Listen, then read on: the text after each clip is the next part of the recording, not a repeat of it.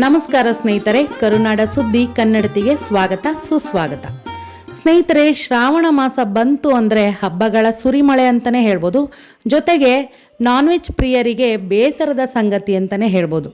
ಶ್ರಾವಣದಲ್ಲಿ ಯಾಕೆ ಮಾಂಸಾಹಾರ ತಿನ್ನಬಾರದು, ಇದರ ಹಿಂದಿರುವಂತಹ ವೈಜ್ಞಾನಿಕ ಕಾರಣಗಳೇನು, ಎಲ್ಲದರೂ ಕೂಡ ಮಾಹಿತಿ ಇವತ್ತಿನ ವಿಡಿಯೋದಲ್ಲಿ ಲಭಿಸುತ್ತೆ. ಯಾರೂ ಕೂಡ ವಿಡಿಯೋನ ಸ್ಕಿಪ್ ಮಾಡಬೇಡಿ, ಕೊನೆವರೆಗೂ ನೋಡಿ. ಬನ್ನಿ ಈಗ ವಿಡಿಯೋನ ಸ್ಟಾರ್ಟ್ ಮಾಡೋಣ. ಸಾಮಾನ್ಯವಾಗಿ ಶ್ರಾವಣ ಮಾಸದಲ್ಲಿ ಮಾಂಸಾಹಾರ ಸೇವಿಸಬಾರದು ಎಂದು ಹೇಳಲಾಗುತ್ತದೆ.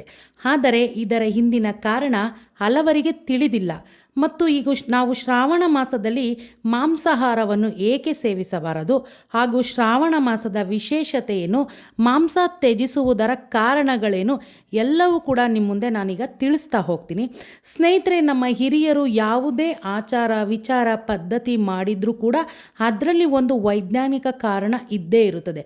ಅದನ್ನು ನಾವೆಲ್ಲ ಅರಿತು ಹಿರಿಯರ ಮಾರ್ಗದರ್ಶನ ಹಾಕಿಕೊಟ್ಟ ದಾರಿಯಲ್ಲಿ ನಡೆದಾಗ, ಆಚಾರ ವಿಚಾರ ಪಾಲಿಸಿದರೆ ನಮಗೆ ಒಳ್ಳೆಯದೇ ಆಗ್ತಾ ಬಂದಿದೆ. ಈ ಮಾಸದಲ್ಲಿ ಅನೇಕ ಜನರು ಶಿವನನ್ನು ಪೂಜಿಸಲು ತಮ್ಮ ಆಚರಣೆಗಳನ್ನು ಪ್ರಾರಂಭಿಸಿದರು. ಮಾಂಸಾಹಾರ ತ್ಯಜಿಸುವುದಲ್ಲದೆ ಧಾರ್ಮಿಕ ನಂಬಿಕೆಗಳ ಪ್ರಕಾರ ಈ ತಿಂಗಳಲ್ಲಿ ಮಾಂಸಾಹಾರವನ್ನು ಸಂಪೂರ್ಣವಾಗಿ ನಿಷೇಧಿಸಲಾಗಿದೆ ಎಂದು ನಂಬಲಾಗಿದೆ. ವಿಶೇಷವಾಗಿ ಮಳೆಗಾಲದಲ್ಲಿ ಮಾಂಸಾಹಾರವನ್ನು ಕಡಿಮೆ ಮಾಡಲು ಅನೇಕ ಆಧ್ಯಾತ್ಮಿಕ ಕಾರಣಗಳಿವೆ. ಜೊತೆಗೆ ಈ ಋತುವಿನಲ್ಲಿ ಮಾಂಸಾಹಾರಿ ಆಹಾರವನ್ನು ಸೇವನೆಯನ್ನು ತಪ್ಪಿಸಲು ವೈಜ್ಞಾನಿಕ ಕಾರಣಗಳು ಕೂಡ ಇದೆ.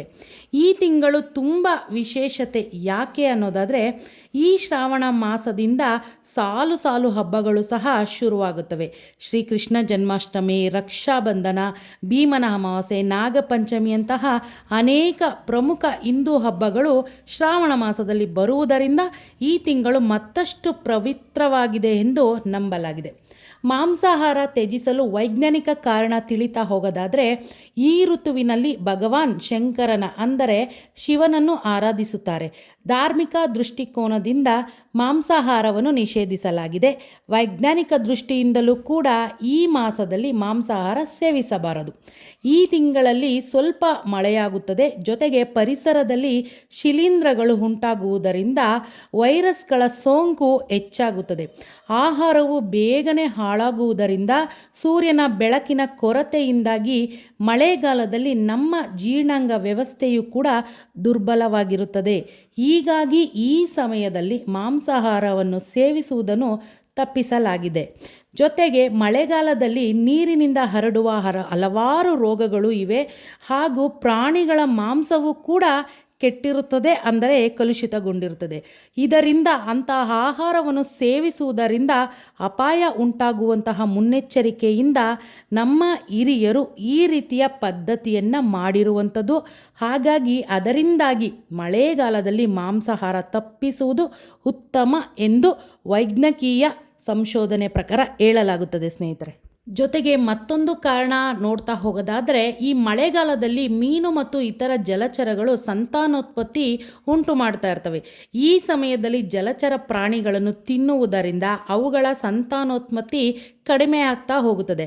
ಜೊತೆಗೆ ಪರಿಸರದಲ್ಲಿ ಕೀಟಗಳು, ವೈರಸ್ಗಳ ಸಂಖ್ಯೆ ಹೆಚ್ಚಾಗಿ ಡೆಂಗ್ಯೂ, ಮಲೇರಿಯಾ, ಚಿಕನ್ ಗುನ್ಯಾ ಅಂತ ಹಲವಾರು ರೋಗಗಳು ಬರಲು ಶುರುವಾಗುತ್ತದೆ. ಇದರಿಂದ ಪ್ರಾಣಿಗಳು ಸಹ ಅನಾರೋಗ್ಯಕ್ಕೆ ತುತ್ತಾಗುತ್ತವೆ. ಜೊತೆಗೆ ಅಂತಹ ಪ್ರಾಣಿಗಳ ಮಾಂಸ ತಿನ್ನುವುದರಿಂದ ಮನುಷ್ಯನ ಆರೋಗ್ಯದ ಮೇಲೂ ಕೂಡ ಅದು ದುಷ್ಪರಿಣಾಮ ಬೀರುತ್ತದೆ ಅಂತಲೇ ಹೇಳ್ಬೋದು. ಹೀಗಾಗಿ ಶ್ರಾವಣವನ್ನು ಹಿಂದೂ ಧರ್ಮದಲ್ಲಿ ಪವಿತ್ರ ತಿಂಗಳು ಎಂದು, ಹಿಂದೂ ಸಂಸ್ಕೃತಿಯಲ್ಲಿ ಯಾವುದೇ ಜೀವಿಗಳನ್ನು ಕೊಲ್ಲುವುದು ತಪ್ಪು ಎಂದು ಪರಿಗಣಿಸಲ್ಪಟ್ಟಿರುತ್ತದೆ.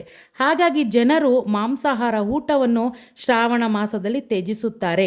ನಮ್ಮ ಹಿಂದೂ ಸಂಪ್ರದಾಯದಲ್ಲಿ ಮಾಂಸಾಹಾರಿಗಳು ಹಾಗೂ ಸಸ್ಯಾಹಾರಿಗಳು ಇಬ್ಬರೂ ಕೂಡ ಇದ್ದಾರೆ. ಆದರೆ ಈ ಶ್ರಾವಣ ಮಾಸದಲ್ಲಿ ಮಾಂಸಾಹಾರಿಗಳು ಸಂಪೂರ್ಣ ಮಾಂಸವನ್ನು ತ್ಯಜಿಸುತ್ತಾರೆ. ಕಾರಣ ಇಷ್ಟೇ, ಗೌರವ ಮತ್ತು ನಂಬಿಕೆಯ ಸಮರ್ಪಣೆಗಾಗಿ ಹಾಗೂ ಪವಿತ್ರ ಮಾಸ ಶ್ರಾವಣದಲ್ಲಿ ಮಾಂಸವನ್ನು ತಿನ್ನುವುದನ್ನು ಬಿಡಲು ಸಲಹೆ ಕೂಡ ಹಿರಿಯರು ನೀಡಿರುತ್ತಾರೆ. ಹಾಗಾಗಿ ಎಲ್ಲದರ ಉದ್ದೇಶ ನಮ್ಮ ಹಿರಿಯರು ಮಾಡಿದಂತಹ ಆಚಾರ ವಿಚಾರ ಪದ್ಧತಿ ಮುಂದುವರಿಸ್ಕೊಂಡು ಹೋಗುವಂತಹ ಸಲುವಾಗಿ ಇವೆಲ್ಲ ನಮ್ಮ ಹಿಂದೂ ಸಂಪ್ರದಾಯದಲ್ಲಿ ನಡೀತಾನೆ ಇರ್ತವೆ ಸ್ನೇಹಿತರೆ.